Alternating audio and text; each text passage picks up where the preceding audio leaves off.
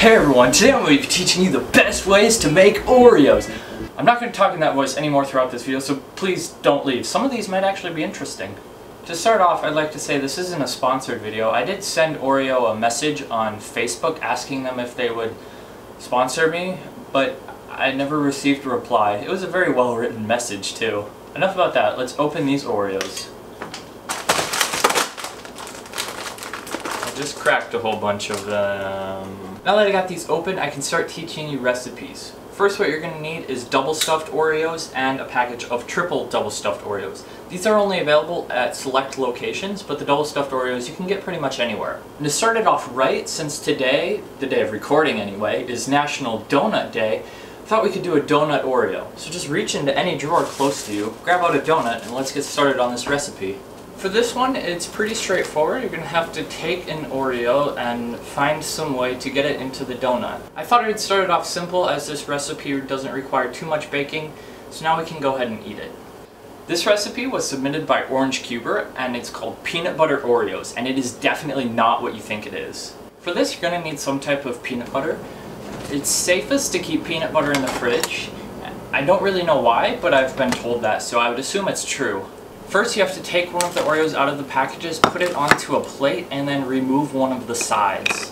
After that, spread peanut butter on the cookie and reassemble.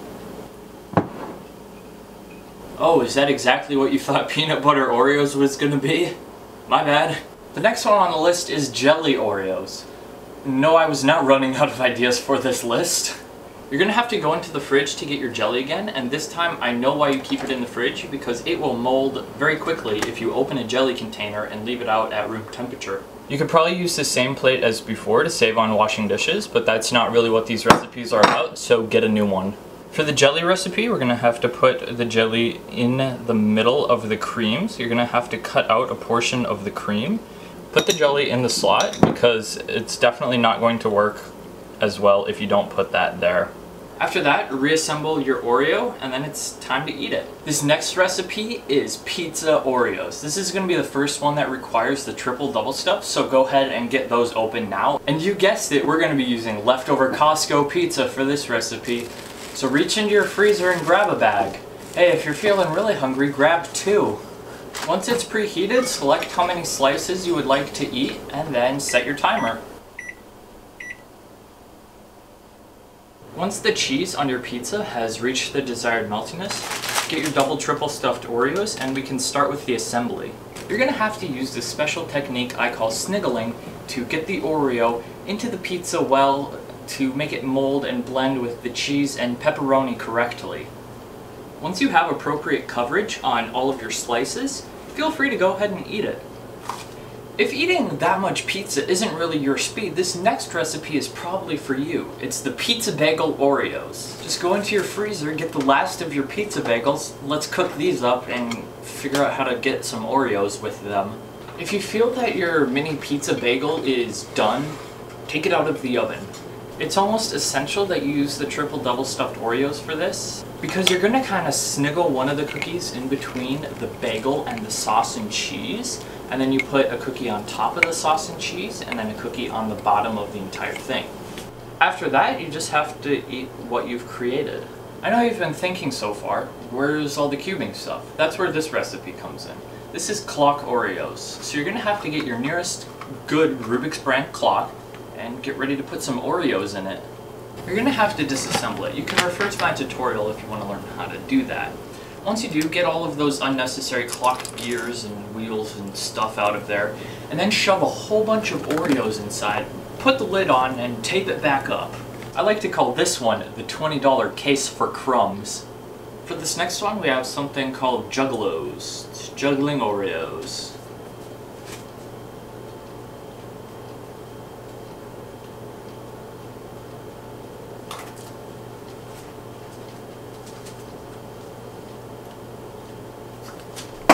Also, for this one, you're going to have to be a firm believer in the 5-second rule, as they're going to fall quite often, due to them being a little bit more difficult to juggle, as they are an awkward size and weight to be juggling and eating at the same time. This is another one we're going to be using the triple double stuffed Oreos for, and it's called Egg Oreos. For it, you're going to need several different types of potatoes. I understand using potatoes as an egg substitute is kind of ridiculous, so for this next one, we're just going to use an actual egg.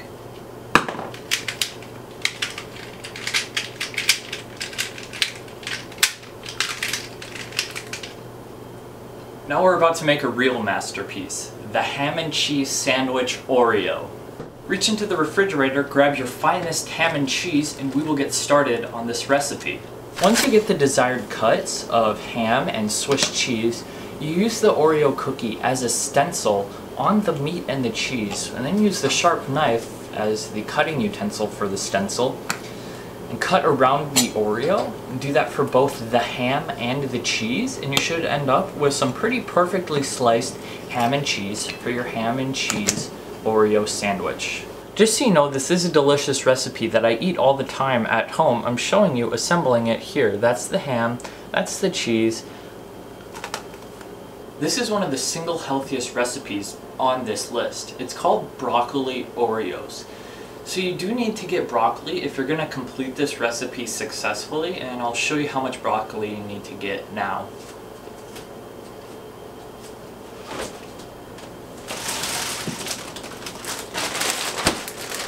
You're going to need to get at least this much broccoli. If you haven't guessed that I'm joking by now, I'm not actually going to eat broccoli. I'll eat ham and cheese and pizza Oreos, but I don't really like broccoli. This one's called Oreos. Just get your Oreos and arrange them in this position.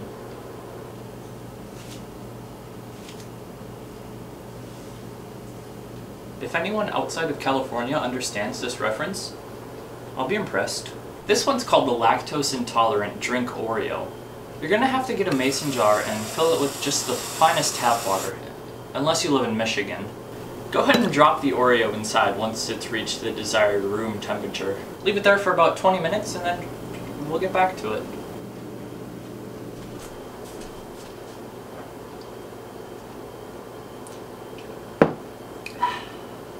The name of this recipe is Dirty-O's.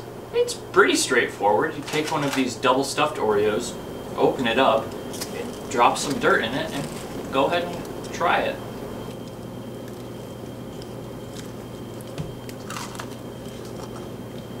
Now, as you might or might not have been able to tell by my shirt throughout this video, I'm from Wisconsin, so I'm going to be taking every kind of cheese I can find in my refrigerator and putting it on an Oreo. For some sad unknown reason, we completely ran out of 2 different types of cheese today. I was only able to find these 4 different types of cheese, so it'll just have to do.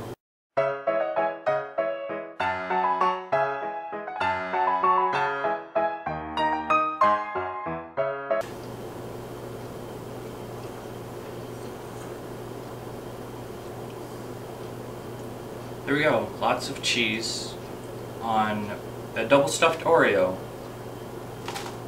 Next up, it's technically one recipe, but there's 2 different styles involved of barbecue rib Oreos. The first method is taking prime cuts of the select meat and putting it on the Oreo and eating it that way. The second way is just rubbing the Oreo various directions around the meat and getting all of the flavors on and eating it that way. Either one works pretty well, and they give you a different variety of different amounts of meat to choose from.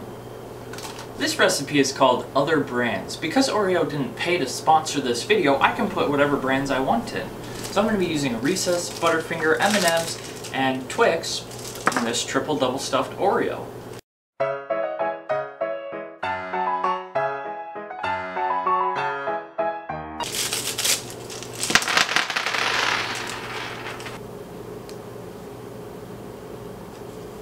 Now that everything else is on, the Twix are going to just kind of go on top, and it doesn't matter if you pick right Twix or left Twix, because they're both awful decisions this year. That's a presidential joke.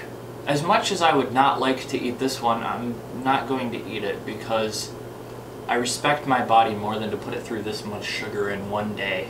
We've made it to the part of the video where we talk about cold Oreos. You take any amount of any variety of Oreos you would like and put them in the freezer.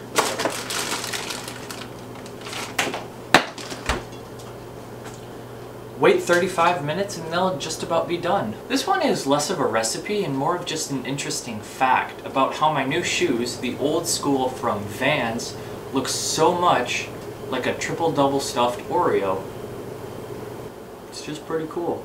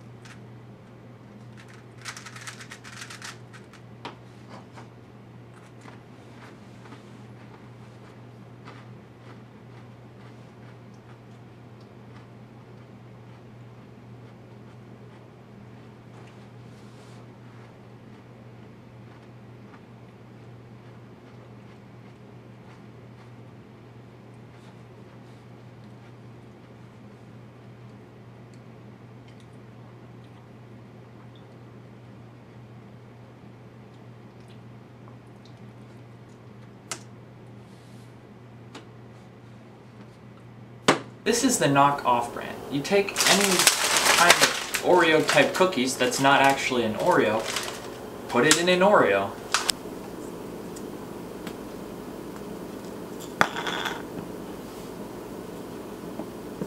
The official name of this recipe is the best part, because mostly for this recipe you just take the cream from as many Oreos as you'd like and just eat that.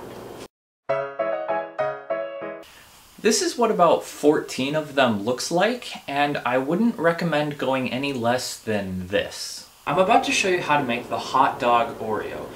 For it, you're going to need all of your favorite hot dog ingredients and one double stuffed Oreo. Cut the Oreo in half, and we'll get to the rest later. After that's done, pick up the bigger half and set it up on a plate.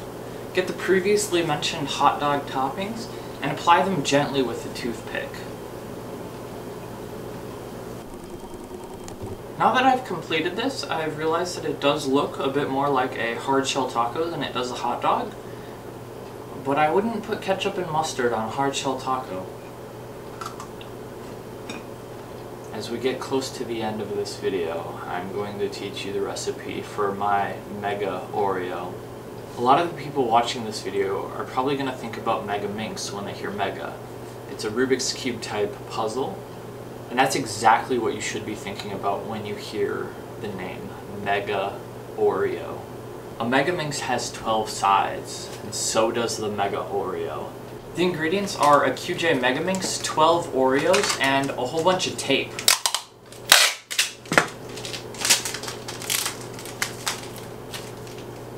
A Mega Oreo.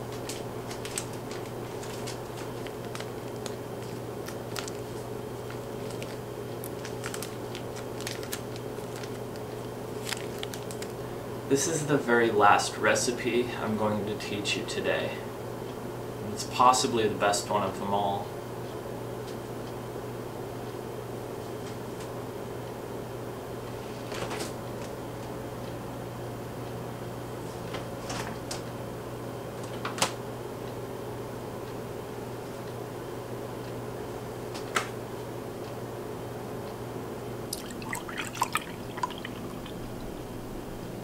That's right.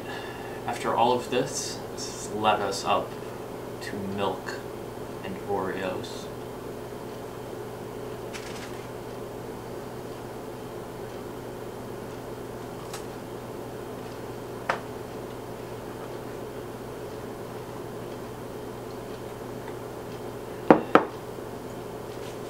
Thank you for watching. I hope you will join me on my next cooking tutorial where I teach you how to make the absolute best